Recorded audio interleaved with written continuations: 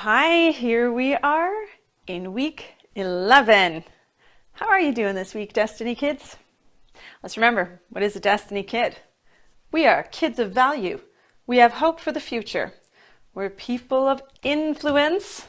We are children of destiny. That's you. And this week, we are still on our hunt for the greatest treasure in the world. Bible Child has journeyed through so much. We started in the mountains of forgetfulness, went to the quicksand of unthankfulness, up to the swamp of unfriendliness, to the great lonely desert, the thunderstorm of confusion, the geyser of greatness, the trash heap of heartlessness, the bog of fear, the footholds of remembrance. And last week we did the muck of misery. This week, poor Bible Child is in the valley of sorrow. Guess what we're learning about today? We've been talking every week about how to find God in different situations and places, right? And we have talked about great things, and we've talked about not so great things, and we've talked about great places, and we've talked about blah places. This week we're going to talk about how can I find God when I am sad. So we're going to leave Bible Child in the valley of sorrow for just a little bit while we talk about finding God even when we're sad. Do you ever feel like this? Like maybe things aren't so great? Do you remember to look for God? That's a hard thing, isn't it? Sometimes when we're sad, we don't want to do anything. We don't want to sleep. We don't want to eat. We don't want to go play. We don't want to hang out with people. We don't want to look for God. But one of the great things about looking for God is that you're going to find him. And another great thing about looking for God and then finding him is that you're going to get the comfort that you're looking for. And it might not seem that way. Now, I'm not saying that when you find God, your problems will disappear. Whatever's making you sad, that it'll just instantly get better. I'm not saying that at all. What I am saying is that having a comfort when you are sad, sometimes that's all you need to pull you up out of that sadness. And sometimes it just means that you feel a little better because there's somebody with you, sharing in this moment of sadness. And sometimes, yes, the problems disappear. But every time, yes, you will find God.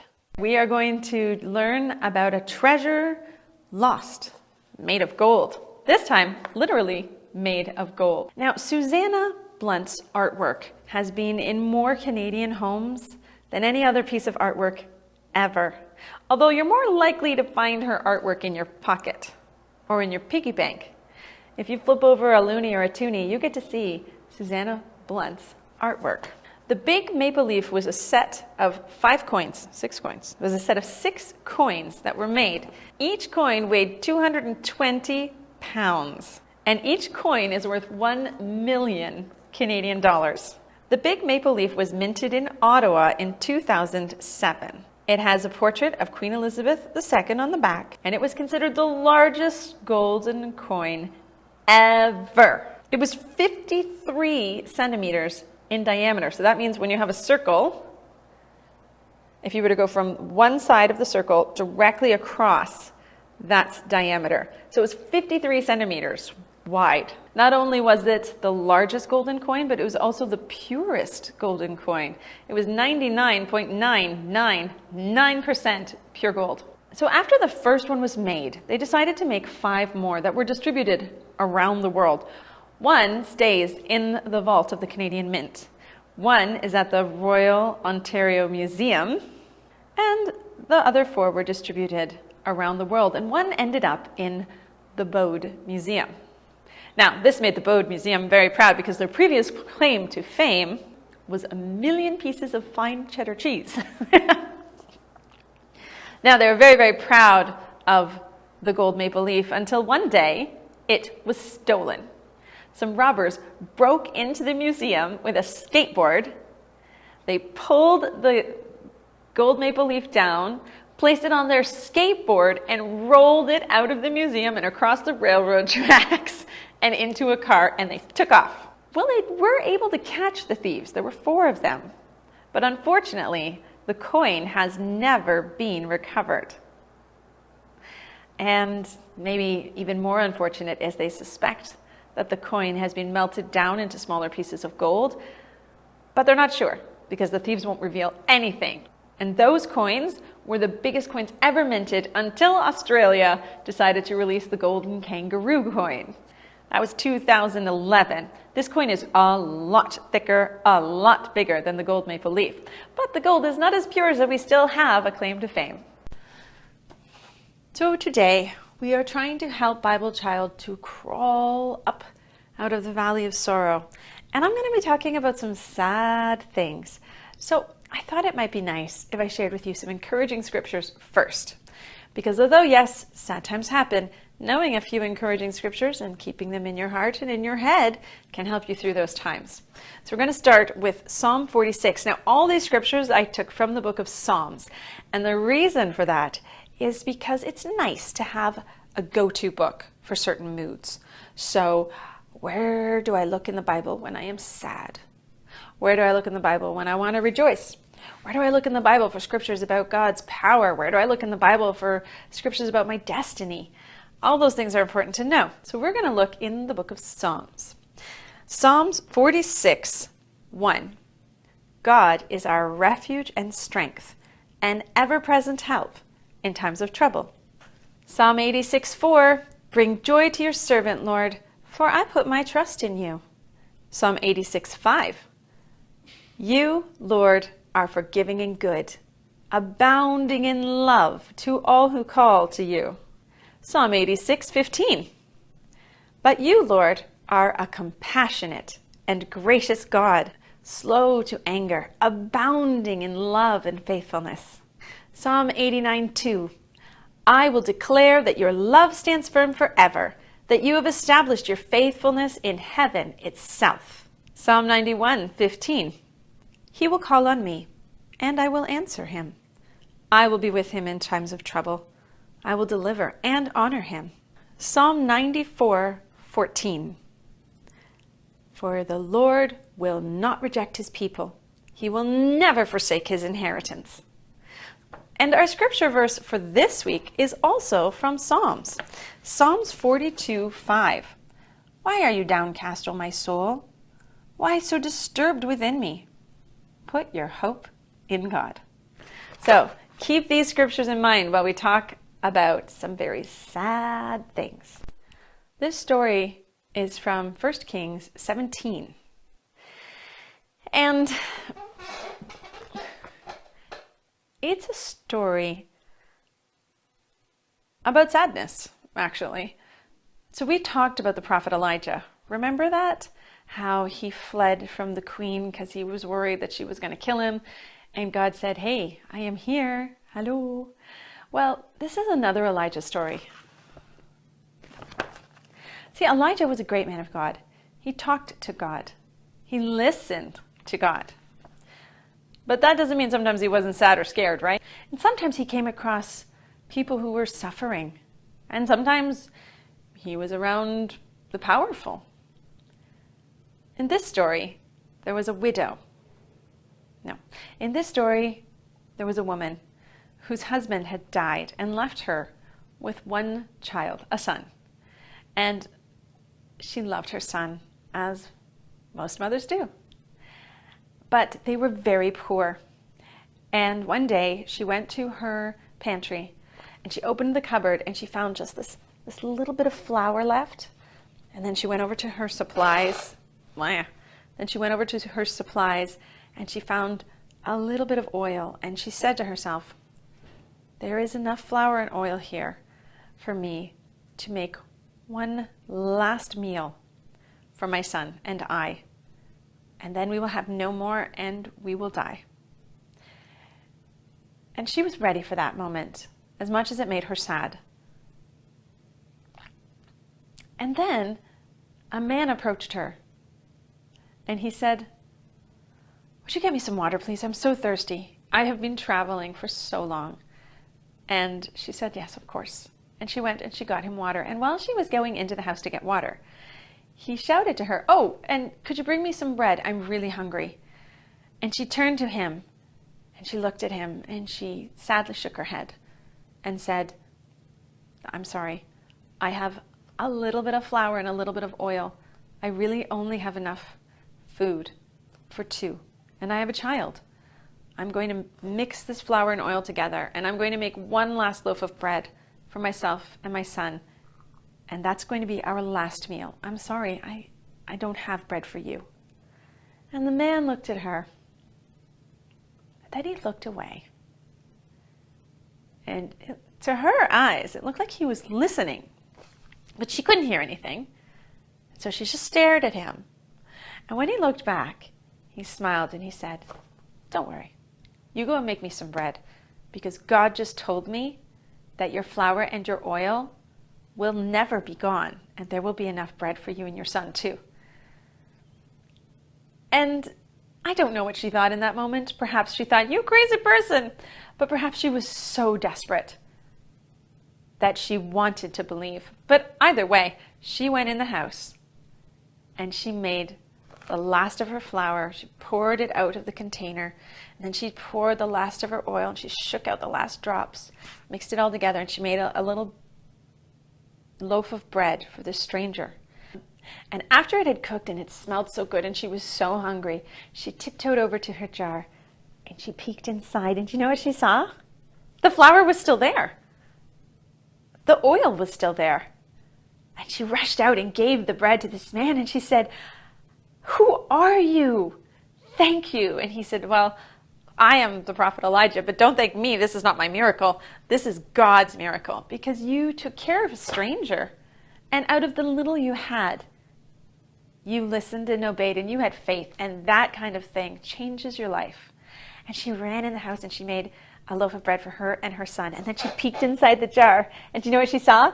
There was still flour. And she peeked inside her oil bottle and there was still oil. And so she made another loaf. Why share one loaf of bread with her child when she and he could each have their own? And she was so happy. And she and her son and the prophet Elijah had a great meal together. And for a while, she couldn't imagine being happier. Every day she had bread for herself and her child. And the prophet Elijah stayed with them for a while. So not only did she have enough flour and oil for herself and her child, but she also had enough flour and oil to take care of the prophet who was at her home. She couldn't imagine life being better. She was so grateful to God. But then one day, her son got sick. And she didn't know what to do. And when she went in to check on him, he was dead. And she couldn't imagine being sadder. Or with her original plan, she and her son would have died together. But now he was gone and she was left on earth. And her heart was so broken. And she went to the prophet Elijah and she was so angry. Anger and sorrow often go hand in hand. People who are very sad can often lash out in anger. And that's what she did. She went to the prophet Elijah and she said, "Why have you done this to me? Did God send you here to punish me for all of my sins? I can't imagine being more broken than I am at this moment." And Elijah looked at the widow and then he looked away. And she had started to learn that when that happened, he was listening to God. But she was so sad that she didn't even care. And she slowly walked back to the house and she turned and she saw Elijah was following her, but in truth, she didn't care. And she walked into the room where her dead son was, and Elijah walked past her and he picked the boy up and he laid him on the bed. And he said, "God, give this boy back his life." And then you heard, and the widow looked down and she saw her son breathing and he had come back to life. And then she could not imagine how she could ever be happier than she was in that moment. And sometimes when we talk to God, we're going to be angry. And sometimes when we talk to God, we're going to be sad. And we're going to say, "Why, God? Why is this happening?" But you know, the awesome thing about God is that he does answer us. And, you know, we don't understand why the things that happen to us happen. We don't understand why sometimes we are in crushing sorrow. But if you go to God, he can help you through it. And that's what she did. She didn't seek God or seek Elijah for comfort. She sought him because she was sad and she wanted answers. And that's an okay reason to go to God.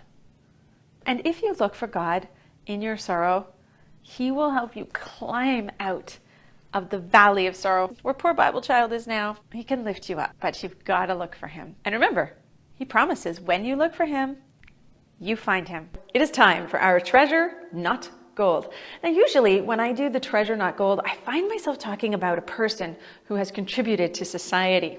But today, I'm going to tell you about Hatsune Miku. Hatsune Miku is not a person. She is a program that is changing the face of music today. She's also from Japan, so we call her Hatsune Miku. If she were Canadian, we'd call her Miku Hatsune, just like I am Meredith Wood, but if I were Japanese, I would be Wood Meredith. Hatsune Miku is a Vocaloid. Do you know what a Vocaloid is? I didn't until my children told me all about a Vocaloid. A Vocaloid is a software program that allows you to put music and lyrics into it, and then it sings it for you. Now, the concept of a singing program is not that new because in 1962, somebody invented a computer that could sing the song Daisy Bell. Now, that was long ago. In 2000, somebody thought, I wonder if we could take this idea of a singing computer and market it for everybody. So, in 2004, Vocaloids were born. The first Vocaloids were Leon and Lola. They made their debut performance. And in 2007, Hatsune Miku was born. Born, I say, meaning her program was released. Hatsune Miku has an avatar. Now, for the adults watching this, if you've ever seen the movie Avatar, you know exactly what I mean. For the kids watching this, you probably also know the word avatar because it gets thrown around a lot in the gaming community. But for those who don't know, an avatar is a physical representation of a program. So Hatsune Miku is forever 16 years old with long, flowy aquamarine hair. And the cool thing about her that sets her a little bit apart from the other Vocaloids out there is that she actually tours.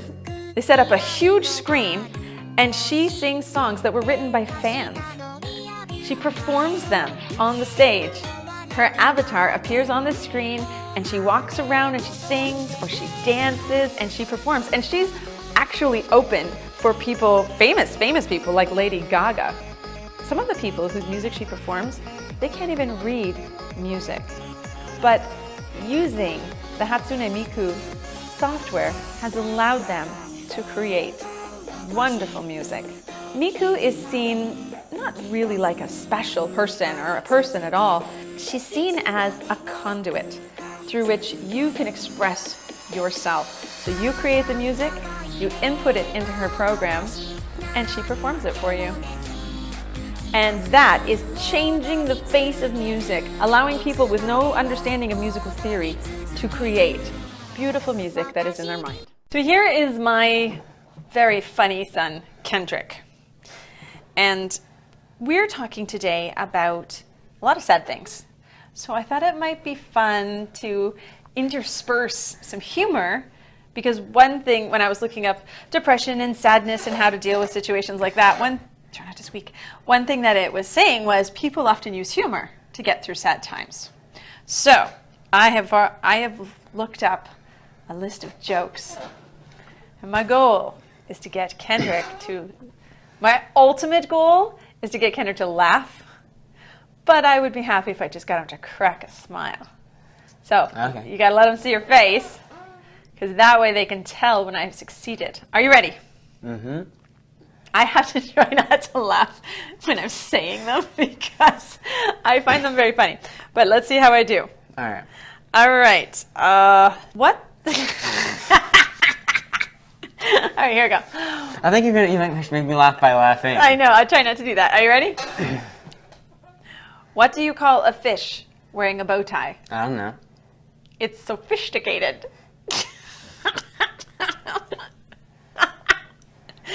All right. What do you call a factory that makes okay products? What? I think I know what it is. So what do you think it I is? think it's satisfactory. It's a satisfactory, that's right. Have you heard about the chocolate record player? Sounds pretty sweet. No, he went, oh, okay, here's an old one. You probably know the answer to this one. What did the ocean say to the beach?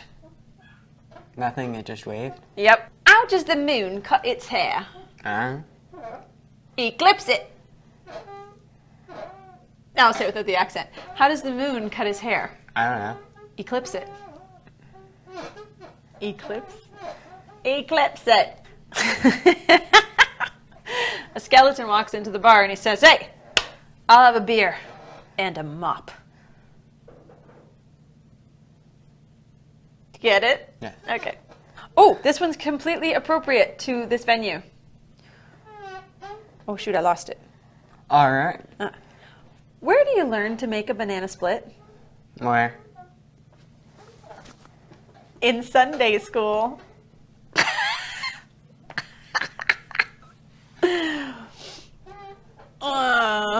Kendrick, I don't trust those trees. They're shady. Nice. What do you call somebody with no body and no nose? Dead? No. Nobody knows. Ah. Nobody knows. Nobody knows. All right. So we are trying to get Bible Child through the Valley of Sorrow. And for those of you who are at church, you have a disc in your folder. And for those of you who are at home, this is the week 11 disc. And you can print it out, then you just cut out that circle. I know that some of you don't like coloring. I do. So you know what I would say to you? Don't color it. You could doodle on it. Because what we're going to do is we're going to take this Valley of Sorrow that we see here. We're going to try and make it look a little bit less sad. So, if you are a colorer, then you can take the time to color this path in the bottom of the valley here. This is my valley. Now, this little path in the middle, it could actually be a river too. So if you want to color it like a river, go right ahead for sure. It could be a worn path. It could be a river. You're the artist. And then the idea is to make it look less sad. And maybe in the valley, instead of just a sad looking valley, I'll draw an animal. Could be a deer. Who knows what else that could be. And a flower. There. Just gonna make that valley look a little bit less sad. That's my deer. God is with us even when we are sad. All right, you're gonna stick that on your map. Remember, if you don't have a map, it is in the link under the video. There are 4 pages, map 1, 2, 3, 4. You cut them out and you tape them together.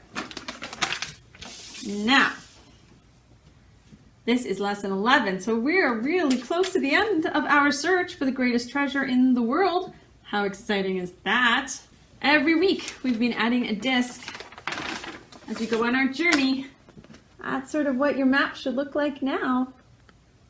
See all those great things we've learned about how we can find God in all kinds of different situations. It is time for our treasure of an animal extinct, the giant short-faced bear.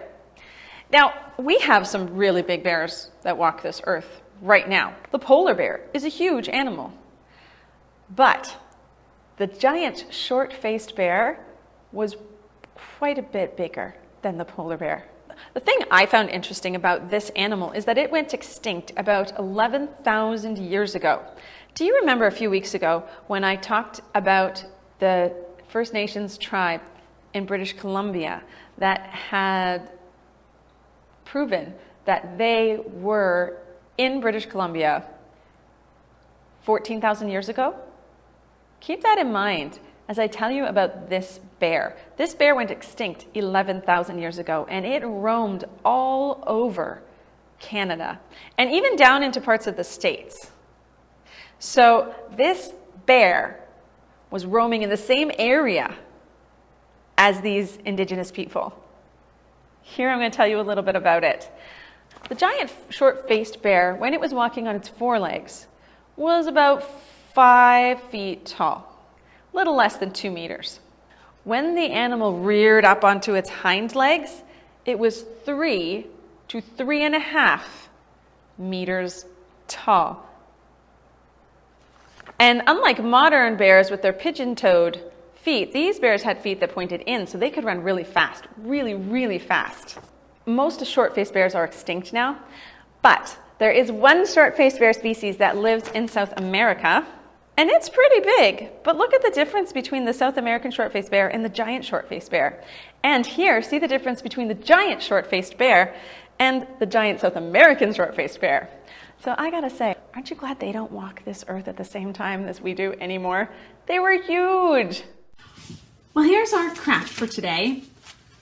Below the link, if you are at home, you will find a page called Joke Book. And if you print that out and cut the squares out, then you can make a joke book. So what you'll do is you will fold the squares that you cut out. You're going to fold them in half. You're going to staple along the fold.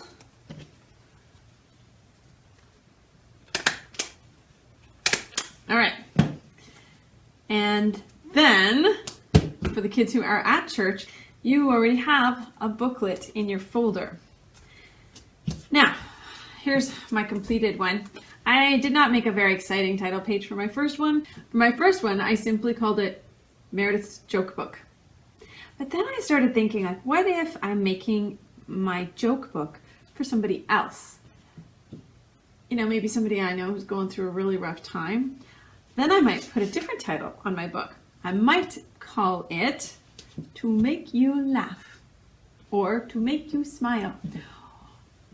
Or if I know the person to whom I'm going to give it, for example, if I were going to give it to somebody whose name was Jorge, then I would say Jorge's joke book, or a joke book for Jorge, right? Whatever title you want, you're going to write that on the front. And this is how you make your joke book, because it's really important that you can't see the answer to the joke when you see the question, right? So when you open your book on the first, so there's my title, not very fancy. On my first page here, that's where I put my first joke. What did the ocean say to the shore? Then you flip the page, and on the back of that piece of paper, so here was, what did the ocean say to the shore? Flip the page, and on the back of that piece of paper, nothing. It just waved. So then you're going to put another joke, the answer, another joke, the answer, another joke, the answer. And that's the end of the book. And if you don't have a little storage of jokes of your own, you can always look some up or ask people for their favorite joke.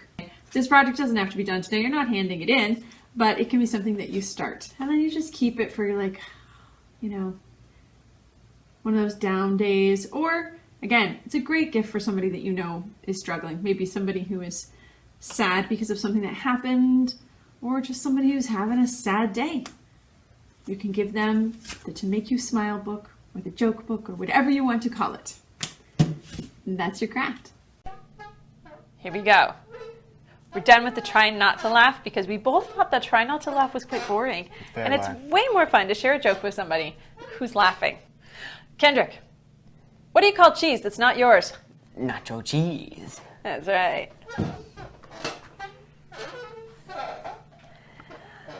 How does a penguin build its house? I don't know. How does it? It glues it. Oh, nice. Do you know why I got fired from the canned juice company? I don't know. Why? I couldn't concentrate. Why did I quit my job at the soft drink company? Why did you quit? Because you were sampling the products. Because it was so depressing. Soda pressing. Hey, I'm on a seafood diet. Do you know what that means? You're not blind? Nope, it means I see food and I eat it. Ah. I'm reading a book about anti-gravity. I can't put it down. Oh, I've got a great joke about construction. Oh, really? Yeah, but I'm still working on it. Oh.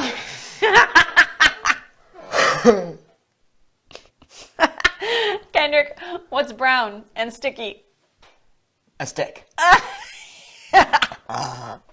If a child refuses to sleep at nap time, are they guilty of resisting arrest? Yes, they absolutely are. Kendrick, Yeah? what's a robot's favorite snack? What? Computer chips. What do clouds wear? I don't know, Mom. What do clouds wear? Thunderwear. Kendrick, you're like a mushroom. How so? You're a fun guy. Well, I do tend to grow on people. Ah. How do lawyers say goodbye? Pal. I'll be suing you.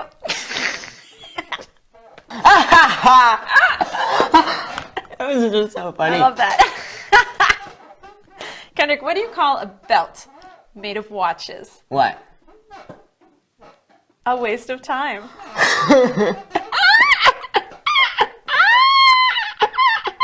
Totally fake. It is time for our treasure of a city lost and then found. This city is found in Peru, and it's called Caral, or Caral Supe.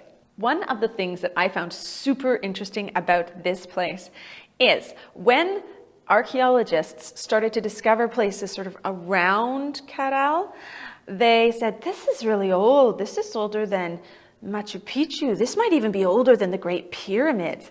And of course, other archaeologists said, no, you are absolutely wrong. Because the Egyptians were one of the earliest civilizations. North America wasn't populated back then, and neither was South America, which of course has been disproven. But they couldn't believe that this civilization was thriving before the pyramids of Egypt were built. There were 4 great cultures which developed around the world at about the same time: China, India, Egypt, and Mesopotamia, or Persia, right? But then they said, wait, we think there was another culture across the ocean that was developed around the same time or before. And the really curious thing about this is that across the ocean, this culture developed by building cities with pyramids. Now, they didn't use their pyramids as the ancient Egyptians did. These were places where people lived. So they started as pyramids, and then they got flat, and they built their buildings on top. One of the really cool things about Caral is that this culture had no defenses in place. They weren't under attack by anybody. They did not fight with each other. This was a peaceful culture, and one of the theories is that this culture was so peaceful because music played a central role. There's a huge amphitheater that the archaeologists have found and cleared away, and as they cleared it, they found 32 flutes made of pelican bone and 37 cornets made of things like llama bone. And they were in a centralized area, so they thought, So archaeologists have thought these people had concerts. They entertained each other. And there was no slave labor force either, from what they could tell. It seems like the people just worked together to build this city. And then they would get together and make music or listen to music. I think that's super cool. So the city of Caral was flourishing 5,000 years ago, so 3,000 BC. And then, about 1600 BC, the city stopped being used. Now, of course, scientists and archaeologists and historians and linguists, they can't figure out exactly why. But it seems like perhaps there was a shortage of food. And so the people started to move away from the area. So this culture actually predates the ceramic era. It's said to have predated the great Incan Empire, that perhaps it even spawned the great Incan Empire. So right here in the Americas, a very, very early, thriving metropolis existed 5,000 years ago. Here we are at our scripture wall, and we have a lot of scriptures up here now. And each one of them is there to help us to remember where we can find God. So let's just review. You will seek me and find me when you seek me with all your heart. Jeremiah 29:13. So now you Gentiles are no longer strangers and foreigners. You are citizens along with all of God's holy people. You are members of God's family. Ephesians 2:19. A friend loves at all times. Proverbs 17:17. Never will I leave you, never will I forsake you. Hebrews 13:5b. Sing to the Lord all the earth, proclaim his salvation day after day. 1 Chronicles 16:23. God placed all things under Jesus' feet and appointed him to be the head over everything for the church. Ephesians 1:22. The king will reply, I tell you the truth. Whatever you did for the least of these brothers of mine, you did for me. Matthew 25:40. I will trust and not be afraid. The Lord is my strength and my song. Isaiah 12:2. The Lord lives. Praise be to my rock. Exalted be God, the rock, my Savior. 2 Samuel 22:47. O Lord, my God, I called to you for help, and you healed me. Psalm 30, verse 2. So today we are talking about finding God when we are sad. And here is our scripture. Why are you downcast, O my soul? Why so disturbed within me? Put your hope in God. That's Psalms 42:5. I like that one because, as I said earlier, sometimes you go to God with a question. Why? Why is this happening? Why do I feel this way? Why can't I get over it? And this psalmist, the person who wrote the psalm, why are you so downcast, my soul? Why so disturbed within me? Why? And then a bit of advice. Put your hope in God. Sounds like good advice to me. And I like that. I think it shows that it's okay to ask the question. And I think sometimes this happens to children more than grown-ups, but where someone says, don't ask so many questions, or this isn't the time for the question, or something along those lines, right? Maybe someone's never said that to you, but I know I've heard it, and I may even have said it. What? Don't ask so many questions. If you saw Mary Poppins Return, she says, we're on the brink of an adventure, children. Don't spoil it with too many questions, right? And I think that sometimes we do that a lot with kids. Don't ask so many questions. Just accept what you're being told. Just do as you're told. But asking questions is totally normal. And God always welcomes your questions. God doesn't mind when you question and say, why, God? But you have to remember that it's not just about you talking to God. It's about you listening. And God will help you and be with you and comfort you. It is time for our treasure of an animal not extinct. And I'm cheating just a little bit this week. I'm going to teach you about the Portuguese man-o-war. This is the name of an ocean-dwelling thing. Now, I can't use the word creature or animal because here's where I'm cheating. The Portuguese man-o-war is actually a colony of creatures. And these creatures, they cannot survive on their own. So they merge together to create what looks like one animal. And then they roam through the oceans. It's a highly venomous ocean creature colony. There are sometimes dozens, sometimes hundreds, sometimes thousands of these little creatures that live together in what looks like one animal, but is not. The tiny creatures that make this large colony, they're called polyps. Now there's one really big polyp that looks like a bag, and that bag floats along, and it can expand with air and rise up, or it can contract a little bit and sink a little lower. And then there are all these tiny, tiny polyps that start to grow, that start to live beneath it, that look like tentacles. But they're not tentacles. They're actually dozens of little creatures that work together. And they all share the nutrition from the food that they catch because they eat fish. These little tentacles, they sting fish, and then they absorb the fish into the colony. You got to be careful though, because if you find a man-o-war on the shore, those tentacles actually can still sting you, even if it looks like the colony is dead.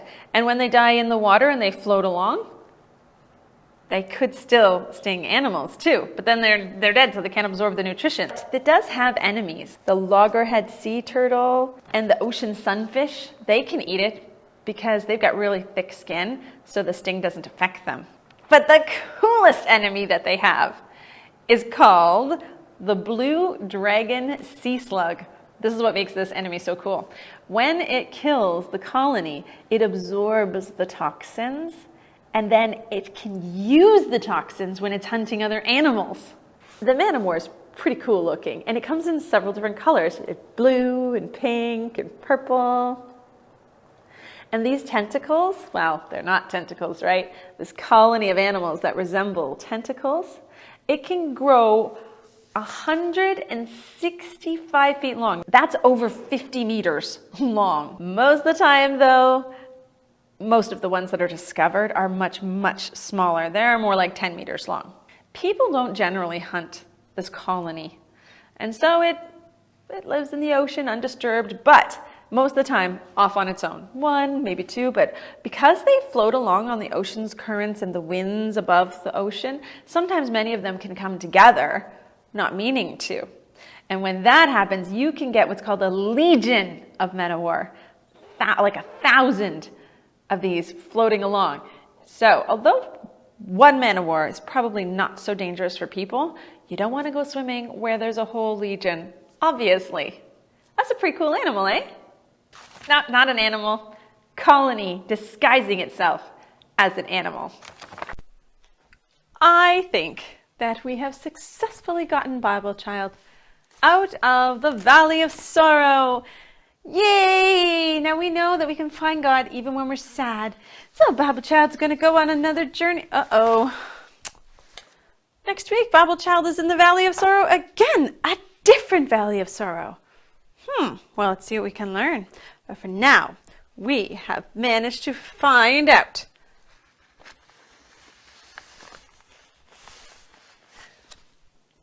God is with us when we are sad.